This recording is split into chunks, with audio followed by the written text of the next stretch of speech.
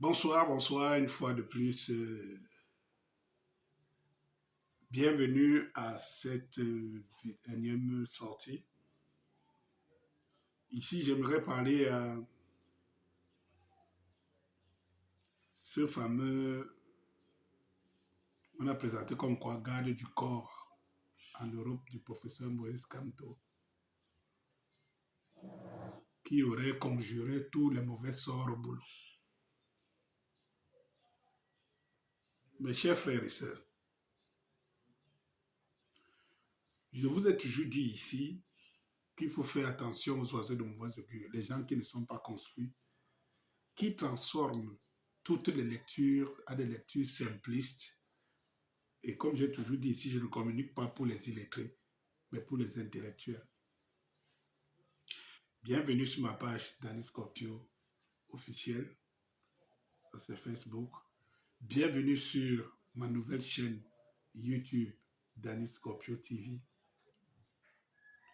J'aimerais dire, cette vidéo intitulée « Touche pas à mon boulot ». Touche pas à mon boulot. Parce qu'en fait, il faut que les gens comprennent une chose. Aucune communauté au Cameroun n'a un problème avec une autre communauté. Il y a des individus, des cas isolés, parfois qui parlent au nom des individus et parfois, nous qui les regardons de loin, nous regardons leur origine. Donc, ils ressortent. De quelle communauté ils ressortent? Pour se dire, ah, c'est un Bamleke qui a dit, ah, c'est un Douala qui a dit, ah, c'est un Bassa qui a dit. Parce que si moi je dis quelque chose, que j'indexe une communauté, on va dire, vous voyez un Bassa, ce qu'il dit des communautés. Ce que je dis n'engage que moi. Ça n'engage pas la communauté.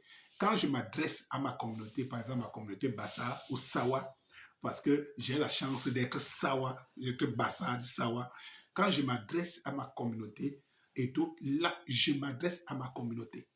Quand je m'adresse à un individu, à une autre communauté, je ne suis mandaté par personne pour s'adresser aux autres.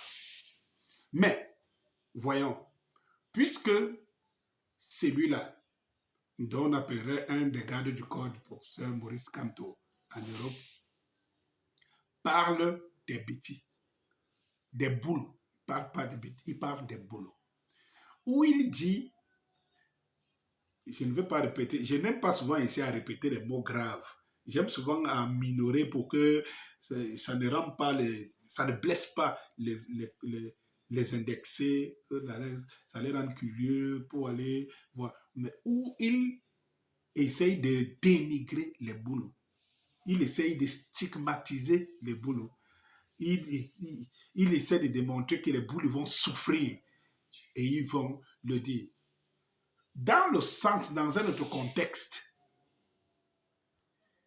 le mot souffrir aurait eu sa place. Mais dans son contexte, c'est comme s'il lançait un défi au boulot. C'est comme s'il disait, on va en découdre avec vous. Pas comme s'il disait, il faut écouter, hein, moi, j'ai la vidéo ici, je pense que beaucoup d'entre vous voyez la vidéo, et j'ai toujours dit ici, ne me dites pas de montrer, je ne suis pas là pour, parce que moi je peux vous dire quelque chose, je minore la chose, j'essaye d'investiguer, à peu près comme j'ai dit ici que, est-ce que celui qui a dit là qu'il nique les filles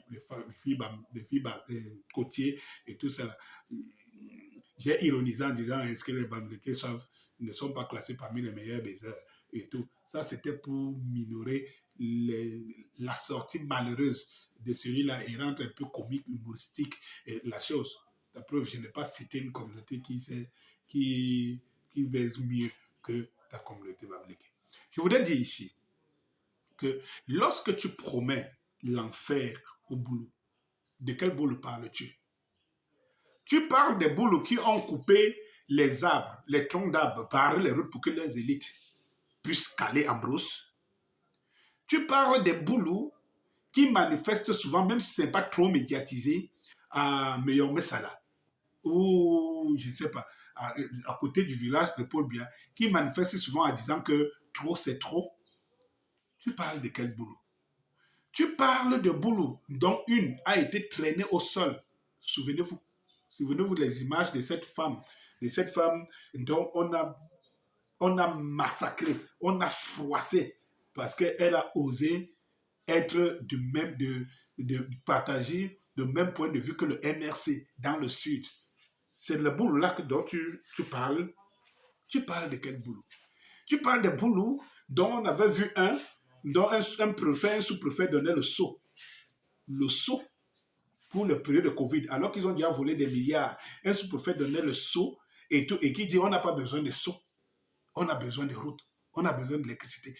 Tu parles de quel boulot? Et c'est pour ça que je dis souvent, arrêtez vos bêtises que vous faites là. Arrêtez. Mon leitmotiv communicationnel est sur des communautés. Mais pas en tant que tribu, en tant que lecture tribale de la chose, mais en tant que fusion des valeurs. Tu indexes les boulots. Attends un peu. Ateba, il était quoi? L'homme qui a écrit Paradoxe du pays organisateur, il était quoi? Quand tu indexes les boulots, tu es en train d'insulter Charles Ateba Yene. Quand tu indexes les boulots, tu es en train d'insulter ceux qui se plaignent, qui sont membres du pays organisateur. Ça veut dire qu'ils ont le pouvoir et qu'il n'y a rien chez eux. Mais tu parles de quel boulot, mon frère? Mais quand on n'est pas outillé de certaines choses, il faut se taire. Il faut se taire. Quand tu le dis, le premier boulot qui va sortir, il fait une vidéo où il insulte soit les Bamileke, soit les Bassa, machin truc. On va dire, regardez, vous voyez, vous entendez ce que le boulot là, il est en train de stigmatiser les Bamileke, les Bassa, les Douala. Vous voyez, vous êtes toujours en train de titiller les gens qu'eux-mêmes ne s'en sortent pas. Je vais vous dire quelque chose. Qui ne serait pas, ne se comporterait pas comme les boulots si un de leurs était président de la République?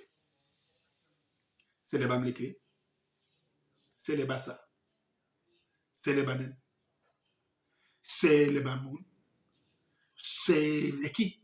Les qui? Dites-moi, c'est les nordistes. Est-ce que vous savez que quand Aïdjo prend le pouvoir dans ce pays, les nordistes sont des gens calmes, hein? Mais on connaît que c'est des gens qui appliquent la loi de Talion, œil pour œil, dent pour dent. On a vu les nordistes, autant d'ailleurs, je n'en étais petit comme ça, on voyait ça. Ici, j'ai vécu une scène comme ça au marché de Foucatanambala. J'avais, je crois, 9 ans, hein, ou 10 ans. Où les nordistes, un nordiste prenait, parce qu'il ne se... Donc, ils se disputent avec quelqu'un, ils attrapent le gars, ils coupent la gorge jusqu'à laisser à moitié comme ça, parce qu'ils avaient le pouvoir. Mais est-ce que tu penses que ces nordistes-là, tous les nordistes, c'était ça? Non. Il y avait des égarés comme ça. Il y a les hooligans partout. Et d'ailleurs, même, je n'ai pas voulu le prouver, vous le voyez très bien. Ici, j'ai même peur que certains même seraient plus pires même que les gens de pays, les gens du côté de Bia. J'ai peur ici, quand je vois certaines manifestations, j'ai peur ici que certains tribus soient plus pires s'il y a un d'eux qui a le pouvoir. Il sera même très difficile pour qu'ils contiennent cela. Parce qu'ils se sentiront tout permis. Eh bien, quand vous analysez les choses, il faut souvent se mettre du côté neutre, au centre, pour avoir la meilleure analyse. Chaque fois que vous voulez analyser une situation tout en vous positionnant dans un coin, vous ne faites plus la bonne analyse. D'ailleurs, même vous ne la faites plus. Vous faites ce qu'on appelle la défense. Vous devenez un avocat. Là, vous êtes défenseur d'une cause contre une autre. Mais si vous voulez faire la bonne analyse, sortez souvent des appréciations qui sont d'émotions et tout. Laissez parler la raison. Les boules souffrent autant que nous.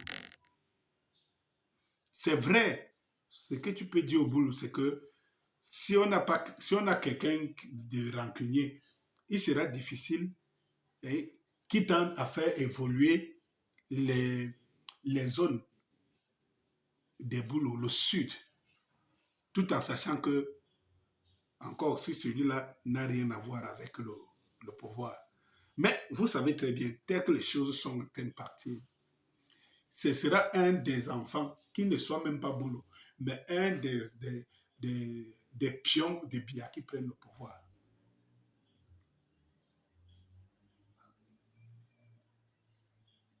Sauf si, et tel que ça se voit, il y aura un combat de titans, une division entre ces communautés-là. Pour que peut-être que celui qui réussit à s'imposer par la force dise que je règle les comptes à mes frères Boulou. Mais ce n'est pas nous, le peuple. Les Boulous souffrent autant que nous. Et comme je le dis, tu ne peux pas demander au fils de quelqu'un de ne pas aimer son père ni sa mère. Il faut comprendre ces choses-là. Vous ne pouvez pas condamner les Boulous